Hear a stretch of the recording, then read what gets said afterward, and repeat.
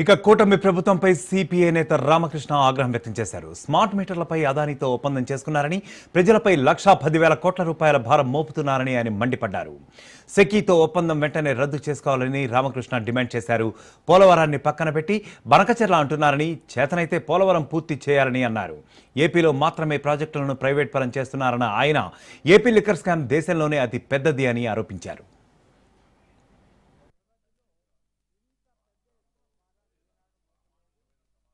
ఉమ్మడి ఆంధ్రప్రదేశ్ రాష్ట్రంలో కూడా ఇంత పెద్ద ఎత్తున భారాలు మోపలేదు.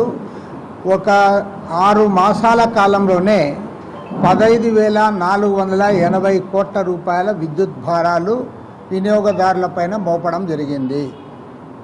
ఇది మన ఆంధ్రప్రదేశ్ రాష్ట్రం విడిపోయిన తర్వాత కానీ లేదా రాష్ట్రం కలిసి ఉన్నప్పుడు కానీ ఒక 6 నెలల వ్యవధిలో ఇంత పెద్ద ఎత్తున భారాలు ఏనాడు మోపలేదు. అది ఈ ప్రభుత్వం మోపింది.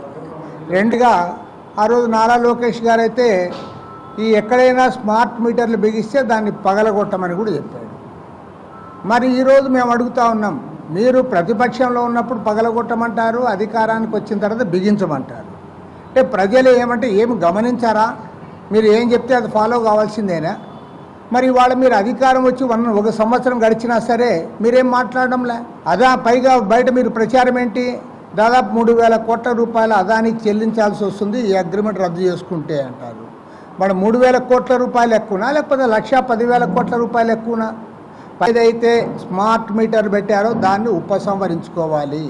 ఇవాళ కడప జిల్లాలో, రాయలసీమలో ఈ ఇరిగేషన్ ప్రాజెక్టుల కోసం, కాలువల కోసం, సాగునీటి కోసం, తాగునీటి కోసం దశాబ్దాల తరబడి పోరాటం చేశాం.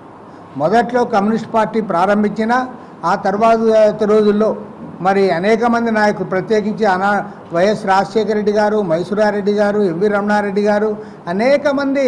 కానీ ఇవాళ మేము ప్రభుత్వాన్ని ఒకటే అడుగుతా ఉన్నాం, ఇన్నేళ్ల దశాబ్దాలు గడిచినా సరే ఈ ప్రాజెక్టు మీరు కంప్లీట్ ఎందుకు చేయలేకపోతా ఉన్నారు?